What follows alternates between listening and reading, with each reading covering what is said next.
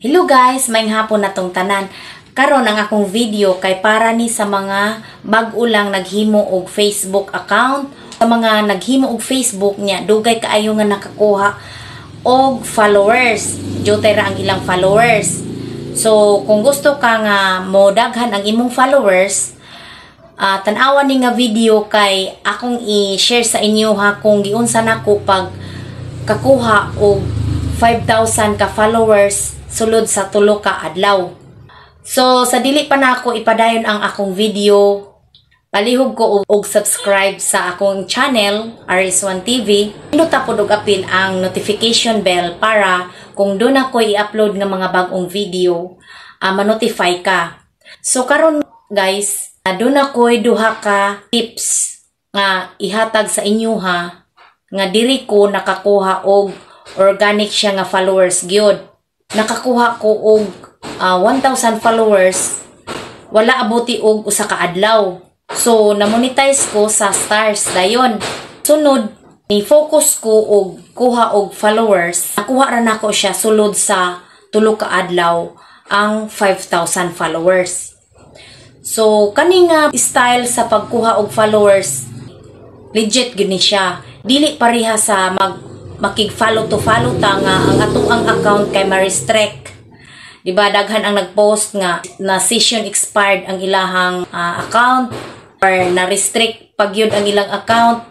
Pero kani nga pamaagi nga pagkuha og followers kay dili ni siya maingon-ana. Dili sad ni siya ma-detect gyud ni Meta kay sakto man gyud ang pagpamaagi sa pagkuha nato og followers. So, ing-ani man gud ni siya guys, pagkuha na to og followers. Una nga tips, manghiram ka og cellphone sa imong amiga. Sa buta ang imong amiga, i-add nimo ang mga friends niya.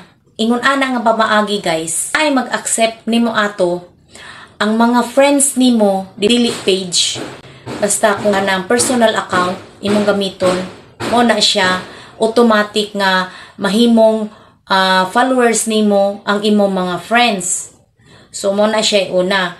Nya sa paagi nga ingon ana, dili na siya magka-session expired ang imuhang account.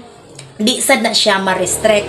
Ang ikaduha guys, kay kung dunay mag-post, daghan kaayo nga mag-react.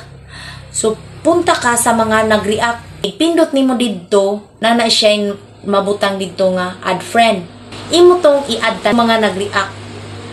So imo lang siyang i-check pod ang iyang profile kung doon na ba siya mga friends. Mailhan man nimo siya kung ang iyang account dili siya legit kay jotay ra ang iyahang post or fake account siya. So tan-awa didto, i-check pod nimo didto kung ang mga account nga imong gi-add friend kay tinuod yun siya nga account. Mauna siya ang akong gibuhat. Nakuha dayon ako ang 5,000 followers sa sulod ra sa tulo ka adlaw. Maagi nga ingon ana guys, wala account, wala siya na restrict, wala pod naka-session expired. Di parehaan ang makig-follow to follow ka guys nga may posibilidad gyud siya nga ma-session expired or ma-restrict ang imong account. So mo to siya guys, nalisod ka ayong kwaon ang followers guys kung wala lang jud kay technique nga imong pagabuhaton nisod ko team. So mo to ang ilahang technique. So gisuwid lang nako guys. So dali ra ka nga makakuha gyud og mga friends basta mosulod pug ka og usa ka team. Ba ang 5,000 followers guys, usam na siya sa requirements mabutangan ta og in-stream ads. So ang atong problemahon na lang minutes viewed na lang. Nakuha naman nato ang 5,000 followers, may posibilidad na mabutangan ta og ads on Reels. Pero ang ads on Reels guys kay depende ra gyud na siya ni Meta nga i-invite niya para naatay ads on Reels. Problema na lang is unsaon nato pagkuha ang 60 minutes viewed. Pero di man na siya problema guys kung mag-upload lang gyud ta everyday.